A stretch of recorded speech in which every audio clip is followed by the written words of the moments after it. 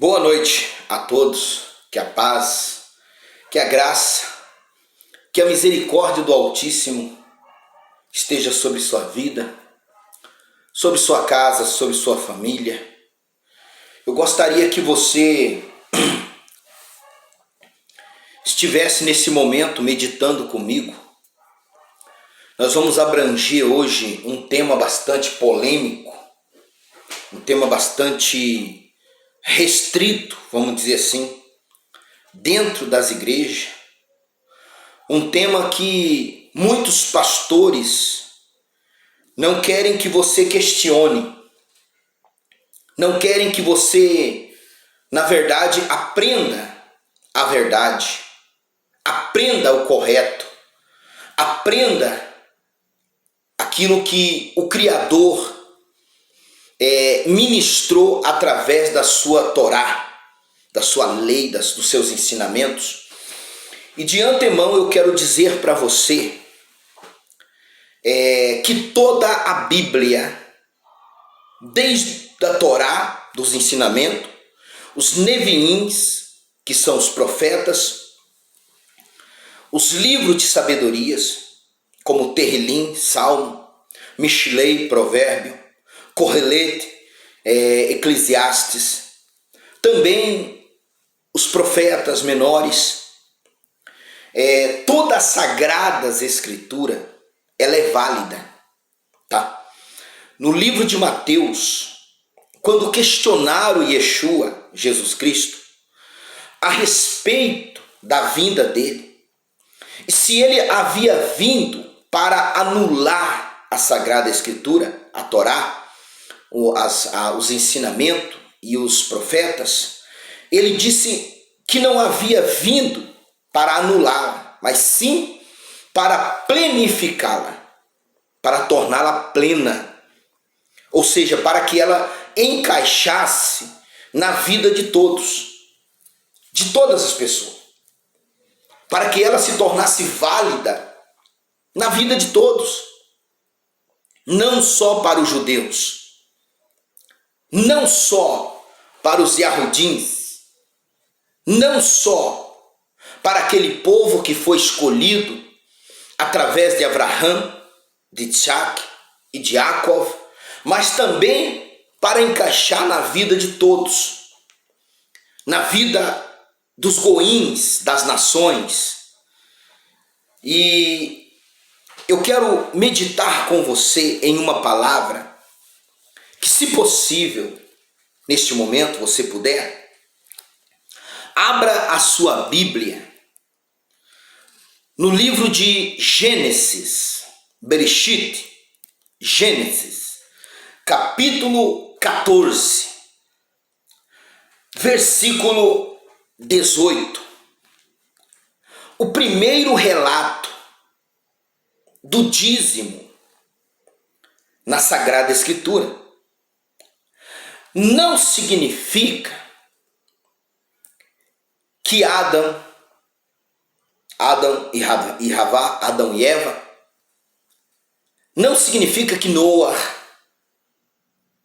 que os outros que vieram antes de Abraão não deram o dízimo. Porque quando em Gênesis capítulo 1, Bereshit capítulo 1, no capítulo 2, a Sagrada Escritura diz que na viração do dia, mais ou menos 4:30, 5 horas às 6 horas da tarde, o Eterno passeava com Adão no jardim, no Éden, Jardim das Delícias, Jardim do Éden, e no Gan Éden, né? Olha só, e quando ele passeava com Adão, ele ensinava Adão a respeito dos ensinamentos das Sagradas Escrituras.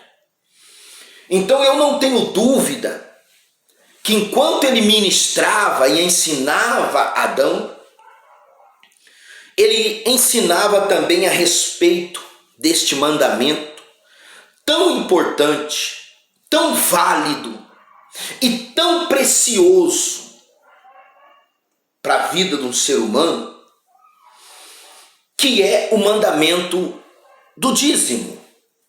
No entanto, é importante você compreender, porque o dízimo não é só você dar dinheiro a uma igreja, não é somente você pegar 10% daquilo que você ganha e dar em uma denominação religiosa e entregar em um gasofilácio, em um alforge, diante de um pastor. Há alguns passos primordiais, alguns princípios ativos que são fundamentais para que o dízimo, a 10ª exigida pelo Eterno, chegue até ele, atinja o alvo. E é importante você entender como que você deve identificar uma igreja, uma carralo, uma querrilá, aonde você deve devolver o seu dízimo. Como é importante você identificar. Porque não é só você pegar ali 10% do teu salário, levar em determinada denominação religiosa, que isso já vai trazer para você um resultado extraordinário. Se você quer resultado, é importante você entender antes de fazer qualquer coisa. Eu costumo sempre dizer às pessoas que se você não sabe, não entende o que você está fazendo, a melhor coisa a se fazer é não fazer nada. Você está me entendendo? Se você não entende o que é a ceia, é melhor você não cear. Se você não entende o que é dar o dízimo, devolver a 10ª, é melhor você não fazer. Se você não entende o que é uma oferta, é melhor você não fazer. Você está me entendendo? Porque talvez você fazendo, você vai estar fazendo de maneira errada. E algo que é feito de maneira errada jamais poderá trazer um resultado positivo para você. Por isso eu quero que você abra a sua Bíblia, as tuas sagradas escrituras, principalmente aqui na Torá, nos primeiros livros, no primeiro livro da Bíblia, o primeiro livro escrito por Moshe, não da Bíblia, mas de Bereshit, né? Que o primeiro livro escrito por Moshe foi o livro de Iov, né? Mas eu queria que você abrisse a sua Bíblia e acompanhasse comigo, para que você aprenda o que você está fazendo, identificando assim o que você está fazendo, e com isso para que você venha ter um resultado positivo, um resultado que você deseja, um resultado que venha te trazer o devido benefício. Olha só, olha o que está escrito aqui no livro de Bereshit, no livro de Gênesis, capítulo 14, versículo 18. Na minha Bíblia, revista e corrigida, está escrito o título assim: Melquisedeque abençoa a Abraão. Abraão, ainda ele não era Abraão, aqui é Abrão. Olha só. E Melquisedeque, rei de Salém, trouxe pão e vinho. Olha só. A palavra Shalem, vem da palavra Shalom. E a palavra Shalom significa plenitude. Talvez você já falou Shalom para alguém, como se fosse apenas paz. Também é paz, mas são 7 significados. Se der tempo, estarei falando esses 7 significados. Mas o importante aqui é a palavra Salem, Shalom. Melquisedeque, rei de plenitude, rei de plenitude. Porque alguém só pode te dar aquilo que está nele. Você me entende isso? Se ele não tinha plenitude, ele não poderia te dar plenitude. Primeiro passo, você tem que identificar se o teu sacerdote, se o pastor da tua igreja, bispo, apóstolo, etc., se ele tem em si a plenitude. Que plenitude não é algo somente externo, mas é algo que está dentro da pessoa. Olha só. Melquisedeque, rei de Shalom, trouxe pão e vinho. Você sabe que o pão e o vinho, ele representa o corpo e o sangue de Cristo, de Yeshua, Yahushua HaMashiach. Ele representa, na Santa Ceia, o pão representa o corpo e o vinho representa o sangue de Cristo. E o pão, ele cura todas as enfermidades. E o vinho, ele perdoa os pecados, porque foi no sangue de Cristo, de Yeshua, que fomos perdoados de todos os pecados. O sangue dele pagou o preço por você e por mim.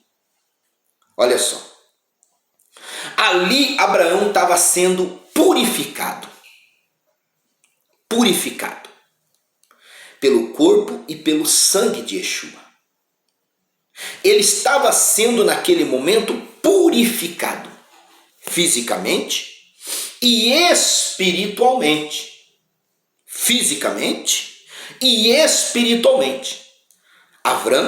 Abraão estava sendo purificado. A pessoa